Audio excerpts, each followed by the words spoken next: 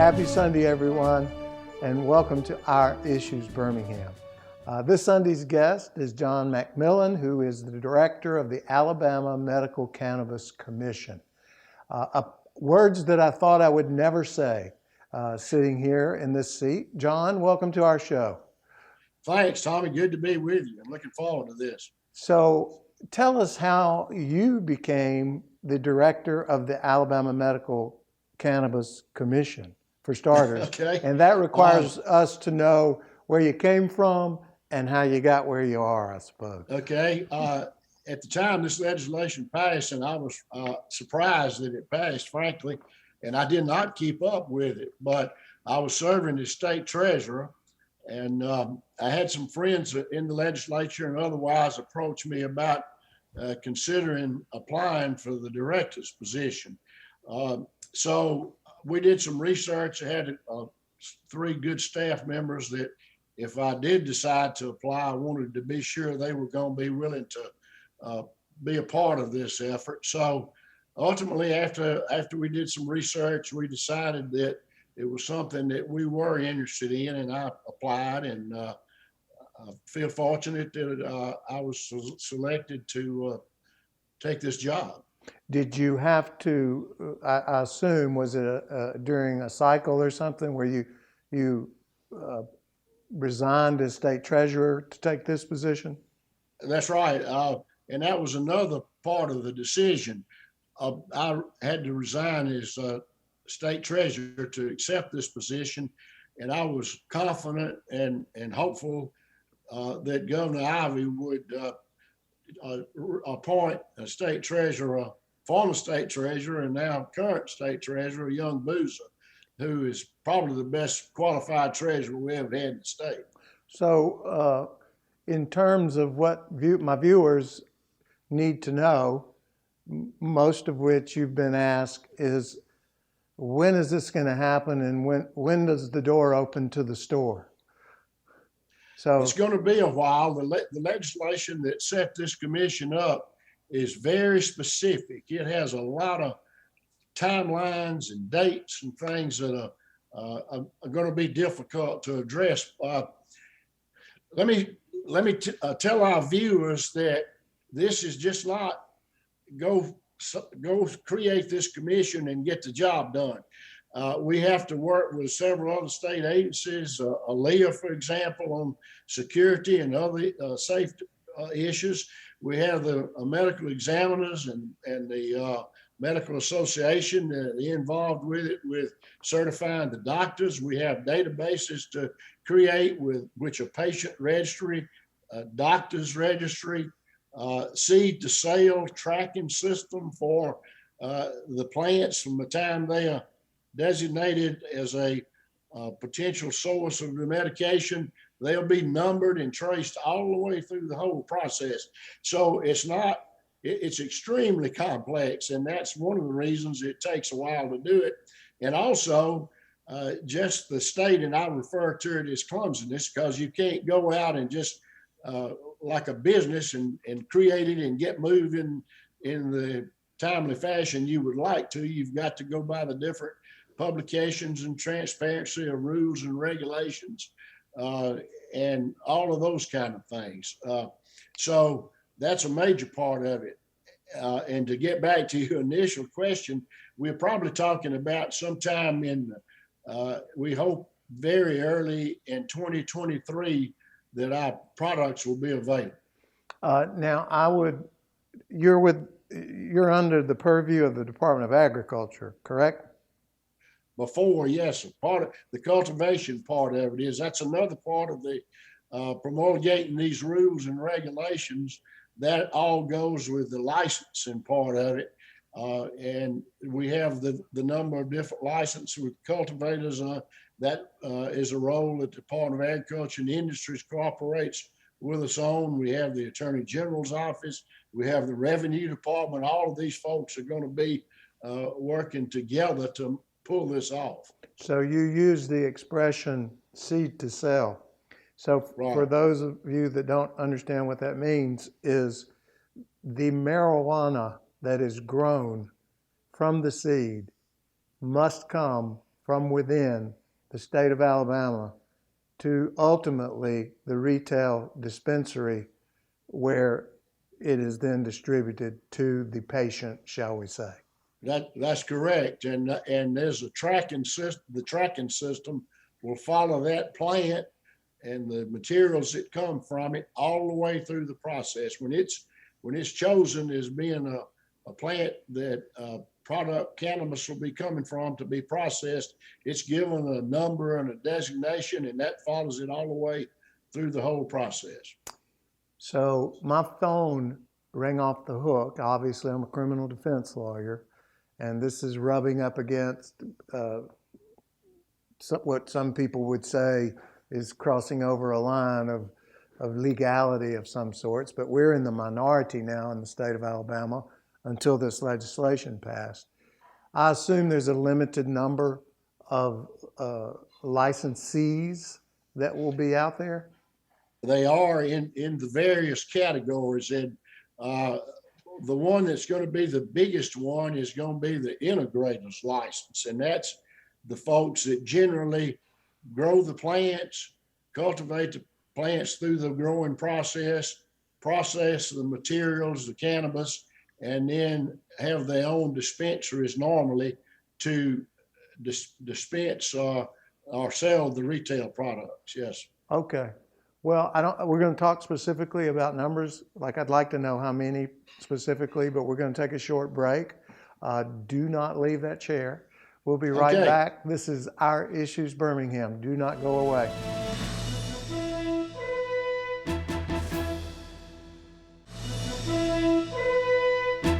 Welcome back to Our Issues Birmingham. We're discussing a topic relatively unfamiliar to the state of Alabama, but progressively moving forward along with the rest of the states in the country. We talked about seed to sell and dispensaries and grows. How many licenses have been authorized by this legislation? The legislation authorizes licenses in several different categories, some by precise number and some by, you've got this kind of license, you get 3 dispensaries here and those kinds of things. So with the integrated side of it, there are only 5. With the cultivator, I believe maybe it's 15. I don't have all of those on the tip of my tongue, but there, in addition to that, the cultivators and the integrators, we have the dispensary licenses, and those are allocated like each integrator license gets X number of dispensary licenses now. And that's a good point. I'm glad you brought it up, because that's one of the areas that has been grossly misrepresented by some of the folks who do not support this effort. And that may be the worst misrepresentation that we hear about, because we hear people talking about there's going to be a pot shop on every corner. Well, the maximum number, if we issue all of these licenses to the maximum that the law allows, the maximum number of dispensaries is going to be 37 statewide.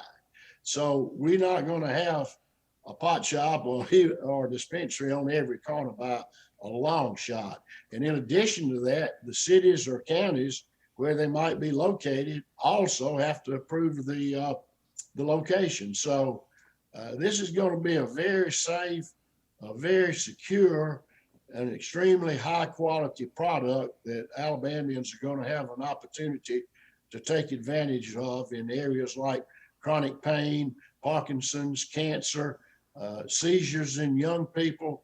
There's a lot of great research going on. Alabama, we are almost up to 40 states nationwide that have medical cannabis programs now. And we're seeing a lot of interest in research in Alabama, nationwide too, for that matter. And we're going to see more and more uses for this plant-based medical cannabis product. Well, I got 2 questions. Tell me the difference between the integrated and the cultivated. Okay, cultivating would be the planting and nurturing of the plants. And that would their jobs would stop there? Yeah, once it's grown and ready to be processed, then it goes to the processing step, and those are licensed as well.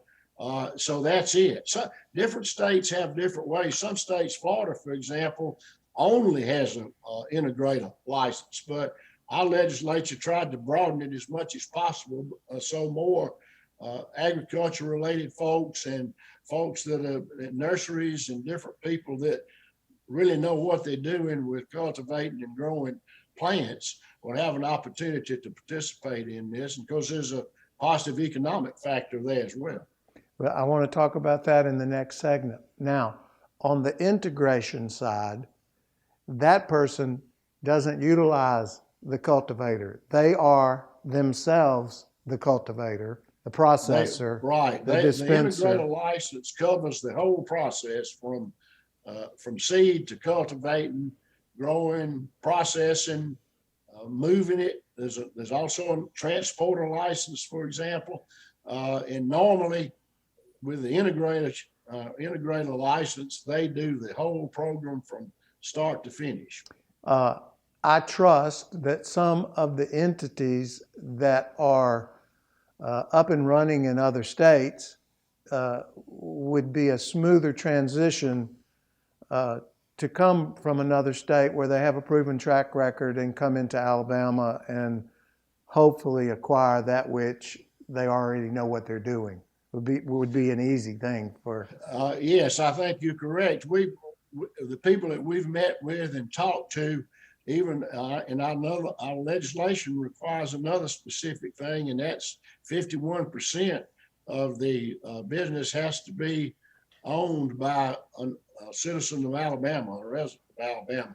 So, we believe we're going to see these partnerships come together, and where as we said, now we've got almost 40 states in this medical cannabis arena nationwide, and a number of them are in multiple states. And so that's what we would anticipate is seeing partnerships between Alabama residents who have an interest in a part of this, combining with experienced people from out of states that have been doing this for a number of years. This business started back in the mid-90s, in California and Washington and so forth. And of course, every state that's in the medical cannabis has similarities and differences in the licenses, and the array of licenses is one of the differences that we see state to state. And of course, well, there are two things that come to mind. There's a minority requirement in the legislation as well, right? That's correct. Licenses have to be 25% of them have to be awarded to minorities. Now, you said 37 dispensaries in the state. We have 67 counties. So somebody, if they qualify, they're going to have to ride somewhere else. They're not going to be in every county. Yeah, that is statewide. Now, there are going to be some changes in this legislation down the road at some point. What we are hopeful to be able to do with the commission and the staff is get this program up and running. And then as we see the need for, if the demand is there, then there'll be a need for more dispensaries. And we'll have to allow current producers to either have more dispensaries, or we'll have to issue more dispensary licenses. All right, we're going to take another short break. I want to get into finances when we come back, because I think it's a revenue source for the state as well. This is Our Issues Birmingham. Don't leave us. We'll be right back.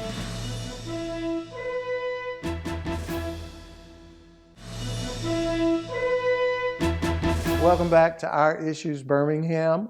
We're speaking with John Mcmillan, Director of the Alabama Medical Cannabis Commission, and he is shedding light to everyone about how this is going to get up and running and where we're going to end up. And at least what I'm understanding is what we have is a start, and naturally we have to adapt as it goes forward and react to the problems and react to whatever it is that might need to be tweaked about what's going on. Obviously, there's a big source of revenue for the state of Alabama and for the integrated operator and the cultivator and the processor. Does the legislation specify or even predict what is financially to be gained out of this new legislation? I have not seen any specific numbers because, as I mentioned earlier, there are differences in every state. But some of the legislators that did a lot of work on this over the 3 years that they debated it and massaged it before it was actually passed, believe after a few years, maybe 5 years, when the program gets really up and running and the doctors all get certified and the patient registry is in effect and all of those things that enter into the marketing aspect, that the state revenue, which is 9% sales tax, could be in the neighborhood of 200 to over $200 million. That's annually. Now, are you getting applicants both from the medical side? I know there's applicants from being involved in the integration and the cultivation and the processing, but are you hearing from docs who want to get into seeing patients? Yes, what we are evaluating at this point, the commission and the staff, is the level of interest. Until we get the license application ready to distribute, and we are in the process of doing that now, and get the databases up and running, we're not going to be able to entertain applicants for licenses. And the deadline in the legislation is September the 1st of 2022. And that's still our goal, to try to have those applications ready for license, potential licensees to go to work on. And those are going to be extensive. That is a big, all the different categories that are required licensees to provide in the application, plus those from the legal perspective and other ways that we'll address in the rules and regulations to try to assure the success not only of the program, but the licensees as well. So when you use the expression licensees, are you referring to the medical doctors? Because that's what I was asking. Doctors, theirs is a certification. The Medical Association and the Board of Medical Examiners are responsible for the rules and regulations that are required for the doctors to be certified.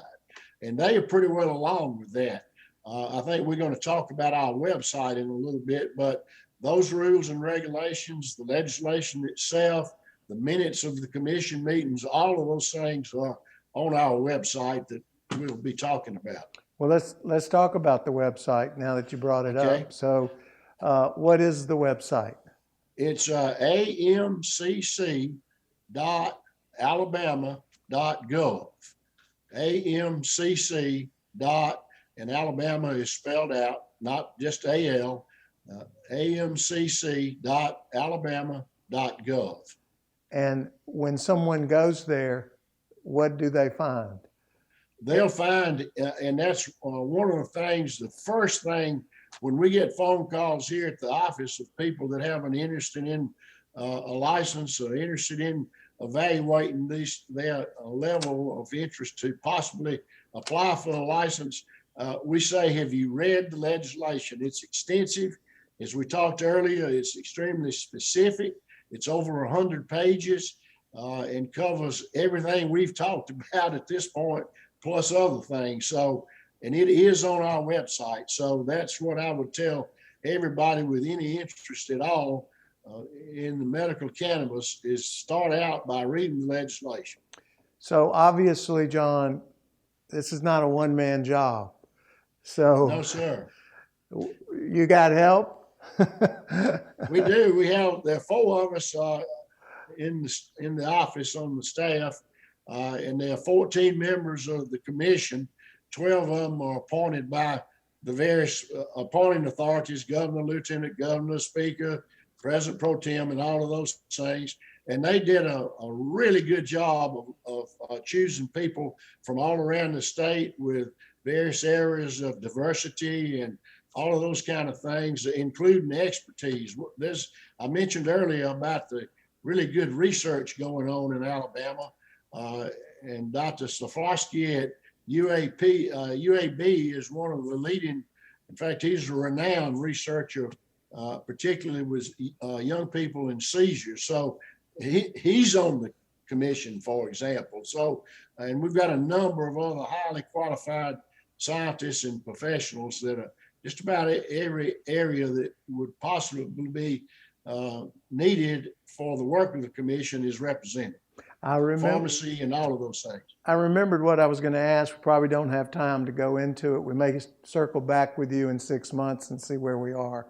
Okay. But obviously, cannabis is still a Schedule I controlled substance, and that sort of rubs up against everything you're trying to do because that means it doesn't have any purpose medically. But we'll talk about that later. I know there's That's important because banking and transportation and some of those areas that are definitely have to be part of this program are dramatically impacted by the federal regulations. We're going to get back with you in a few months and follow up with you if that's okay with you. Look forward to it, and I think we'll have our rules and regulations and a lot more things we'll be able to talk about then. Thank you for being with us. This is Our Issues Birmingham. We'll see you next week.